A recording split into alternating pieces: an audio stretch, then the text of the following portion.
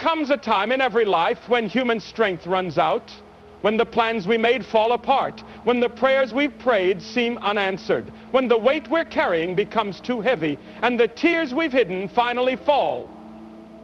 It doesn't matter how successful, smart, or spiritual you are, life will bring you to your knees. And in that moment, you'll face a choice. Try harder or trust deeper. You see, we live in a world that glorifies control. We're taught to fix things, to figure it out, to power through. But what happens when you can't? What happens when the door stays closed, the healing doesn't come, or the answer is silence? That's when faith becomes real. That's when God steps in, not when we have it all together, but when we finally admit we don't. This message isn't for the perfect or the proud. It's for the tired, the worried, the worn out. It's for those standing at the edge of something they can't fix or fight. If that's you, hear this. You don't have to carry it alone. You don't have to be the hero of your story. Sometimes the strongest thing you can do is to let go and let God handle it. In a world that teaches self-reliance, independence, and personal power, the concept of surrender often sounds like weakness. From the time we are children, we are told to stand on our own, to take control, to handle it ourselves. But there comes a moment in every life when human strength fails, when the burden is too heavy, the grief is too deep, or the situation too far gone. It's in those sacred moments of collapse that the truth begins to whisper. Real strength begins at the point of surrender. Surrender to God does not mean giving up. It means giving over. It means placing what we were never meant to carry into the hands of the one who can. This isn't an act of quitting, but an act of trust. We are not created to carry the full weight of life's trials alone. The heart wasn't designed to run on anxiety, or the mind to process all of life's confusion without divine help. When we surrender, we are not falling back, we are falling into the arms of our Father. The Bible is filled with stories of people who discovered strength through surrender. Moses was not ready to lead until he surrendered his fears at the burning bush. David wasn't victorious until he surrendered the battle to the Lord. Even Jesus in the Garden of Gethsemane uttered those powerful words, "Not my will, but yours be done." The Son of God modeled surrender as the path to power. In his surrender came resurrection. In his obedience came the redemption of all man. When we refuse to surrender, we're saying, "I've got this," even when we don't. We grip our problems tighter, we stress, we plot, we panic. And as we do, our strength drains. But when we finally fall to our knees and pray with all sincerity, "God, I can't do this without you," something begins to change, not just in our circumstances, but in our spirit. The chains of fear begin to loosen.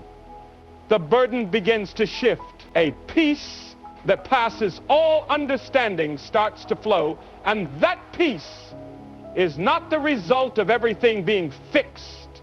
It's the result of knowing we no longer have to fix it alone. Spiritual strength is not marked by how much we can carry.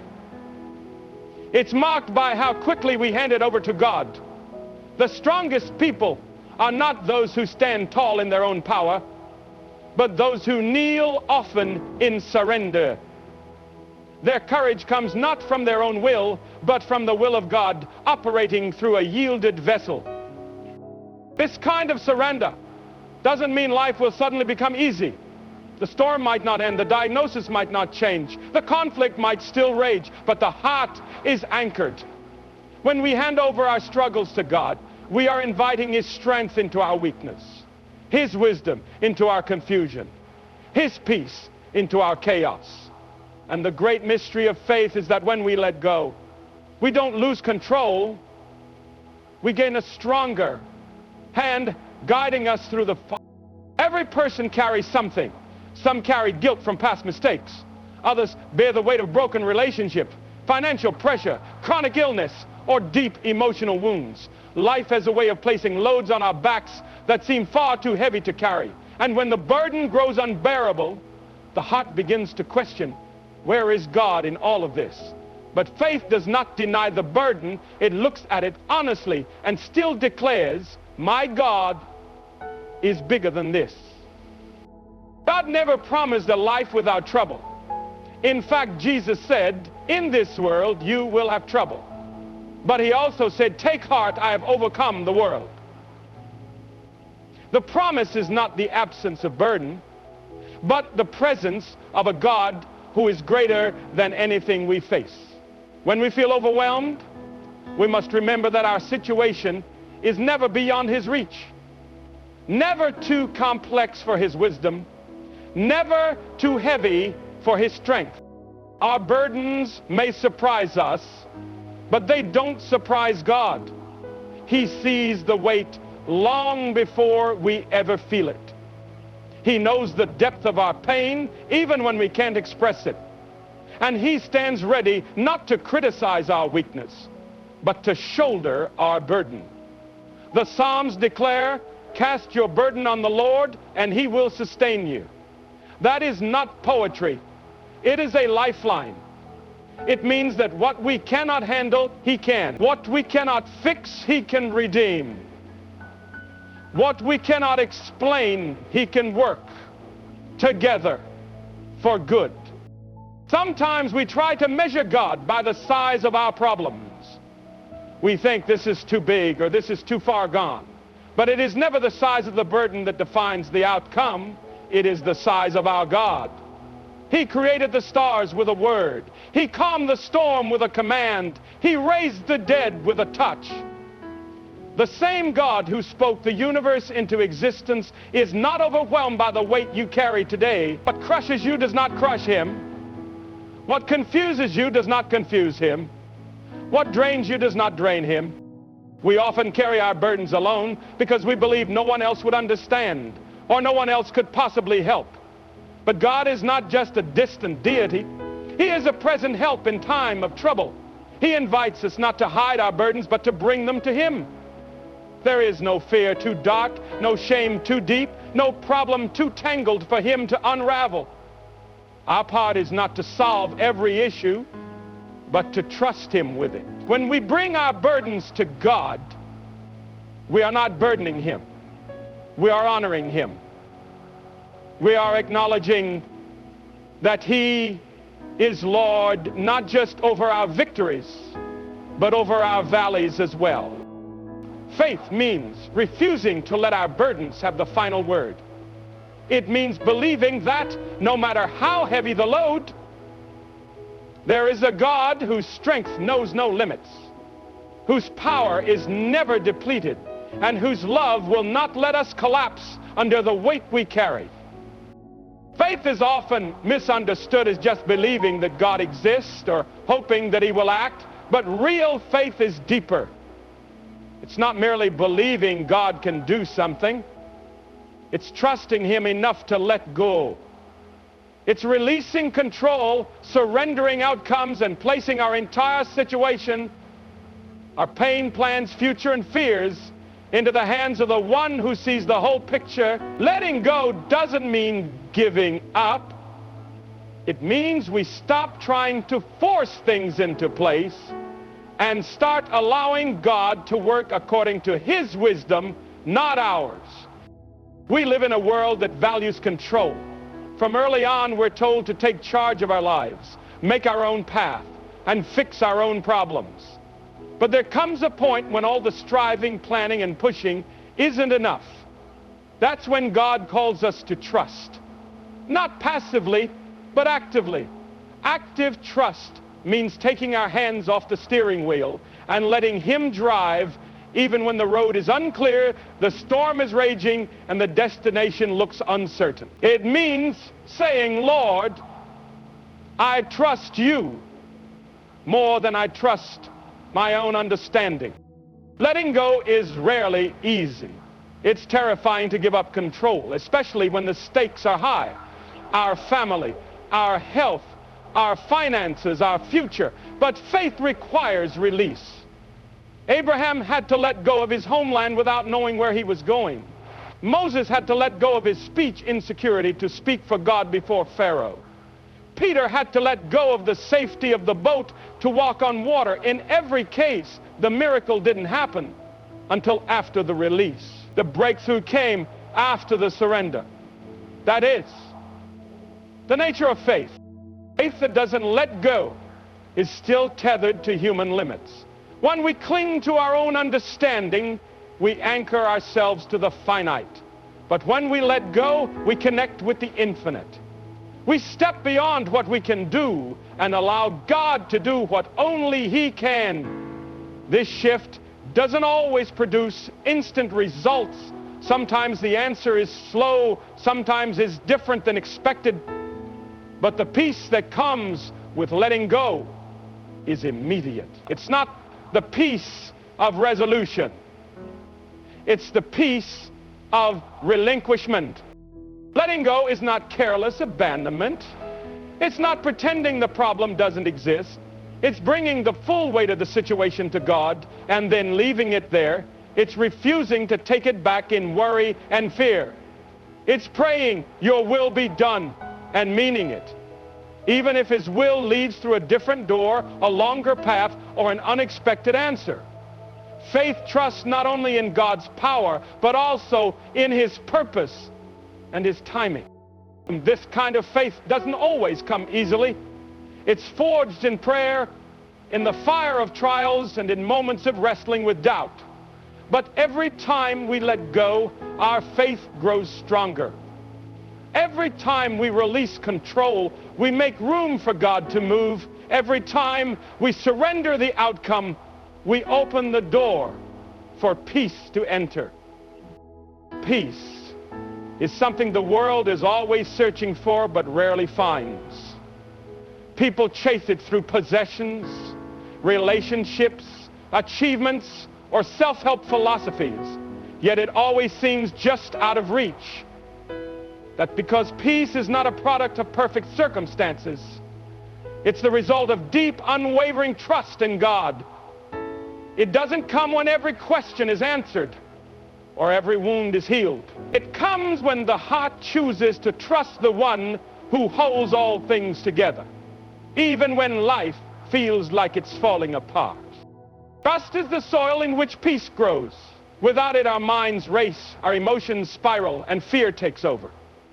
We replay conversations, stress over outcomes, and try to predict the future.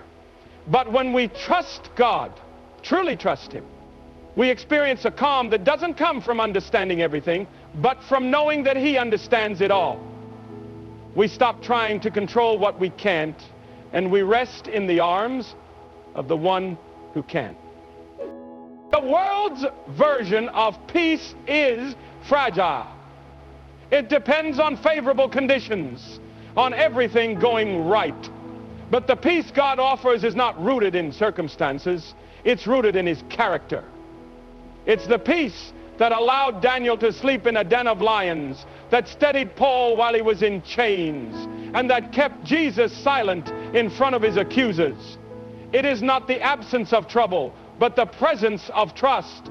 When our confidence is in who God is, not just in what He might do, we find a peace that stands firm even in the storm.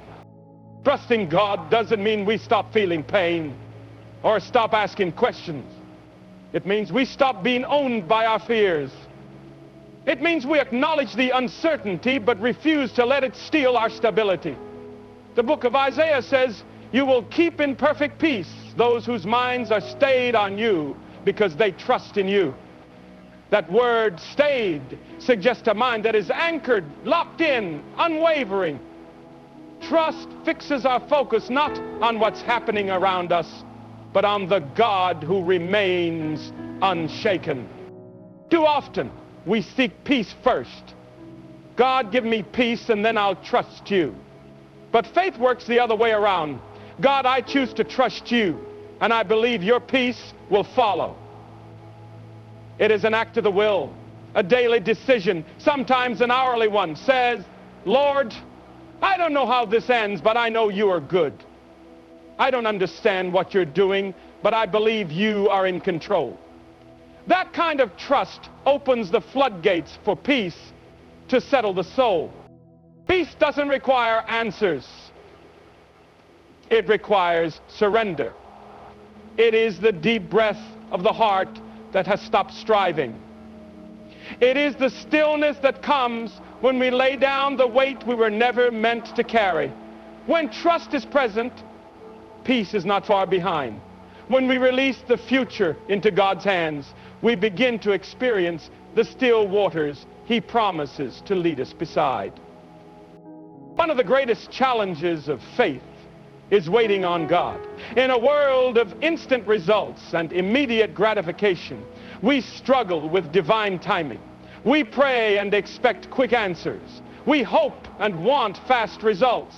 But God operates on a different clock. His timeline is not bound by our schedules, and His way of working often doesn't align with our expectations.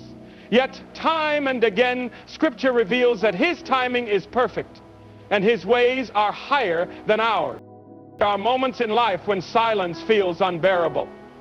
We ask, we seek, we knock, and still the doors seem closed. We wonder if God is listening, if He has forgotten, or if we've somehow missed His will.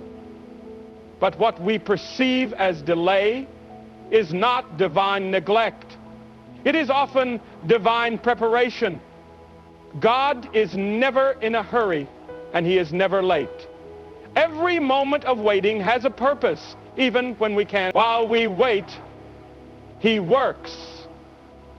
Sometimes in ways that are hidden, sometimes in ways we won't understand until later. This promise is an outcome of the gospel. Yeah. Give me self-thought. God's timing is not just about when something happens, but how it happens. We may pray for a blessing, but He's shaping our character first. We may ask for a breakthrough, but He's building our faith before opening the door. Sometimes the waiting is the answer. Sometimes the delay is the lesson. The truth is, we often want God to change our situation, but He wants to change us through the situation. And change takes time. The story of Joseph in the Bible is a powerful example. He had dreams of leadership, but before the crown came the pit, the prison, and years of being forgotten. Every step seemed to take him further from the promise, not closer. Yet when the time was right, God elevated him to a position of influence that not only fulfilled the dream, but also saved an entire nation. If Joseph had tried to force the outcome or escape the waiting, he would have missed the very path that God had ordained. We are often tempted to rush what God is taking time to refine. In our impatience, we look for shortcuts, try to open doors ourselves, or settle for less than God's best. But His way is not just the right way, it's the only way that leads to lasting peace, purpose, and fulfillment. Trusting His timing means accepting that delay is not denial. It means believing that a no today could be protection for a greater yes tomorrow. It means embracing the unseen hand of God that is moving behind the scenes, arranging things we couldn't orchestrate if we tried. Faith holds on when answers are slow. It waits when things don't make sense. It chooses to believe that God is wise in His silence and sovereign in His slowness. Just because we don't see movement doesn't mean He's inactive. Just because we don't feel progress doesn't mean He's not aligning every detail according to His purpose. Battling battles, some we expect and others we never saw coming. We face struggles in our families, our health, our finances, and our minds. At times, the weight of the fight can be overwhelming. and the pressure to fix everything ourselves becomes exhausting. We try to strategize, control, and push through, thinking victory depends on our effort. But one of the most liberating truths of faith is this: the battle is not ours to win alone. The battle belongs to the Lord. This idea isn't just a comforting phrase. It's a powerful reality rooted in Scripture. When the Israelites were surrounded by enemies and outnumbered, God didn't tell them to sharpen their swords or increase their army. He told them to stand still and see his salvation. In 2 Chronicles 20, King Jehoshaphat faced a vast army. His people were terrified, but through a prophet, God said, "Do not be afraid or discouraged because of this vast army, for the battle is not yours, but God's." That was not a call to laziness, but to surrender and trust. And we let God fight our battles. It's not a withdrawal from responsibility, it's an act of obedience. It's acknowledging that we don't have the wisdom, power, or perspective to handle everything on our own. We step back not to escape the battle, but to allow the one who never loses to step in. God doesn't call us to win in our strength. He calls us to trust in his. Letting God fight our battles requires humility. Pride wants to take control, to fix it, to prove strength. But humility bows low and says, "God, I need you. I can't do this without you." And that is where divine power meets human surrender. That is where miracles begin. That is where peace replaces panic and confidence replaces fear. When we place the outcome in his hands, we are no longer limited by what we can do. We are empowered by what he has already done. The battle may still rage. The storm may still blow. But when God is fighting for us, the victory is not uncertain. It may not come the way we expect, and it may not happen on our timeline, but it will come. He goes before us, stands beside us, and covers us from behind. He knows every tactic of the enemy, every weak point in our defenses, and every wound we carry from past fights. And yet, he never falters. He never sleeps. He never abandons the field. There is rest in knowing that the outcome does not rest solely on our shoulders. We still show up. We still pray. We still stand in faith. But we do it knowing the burden of victory is not ours alone. We are not the sole defenders of our future, our families, or our faith.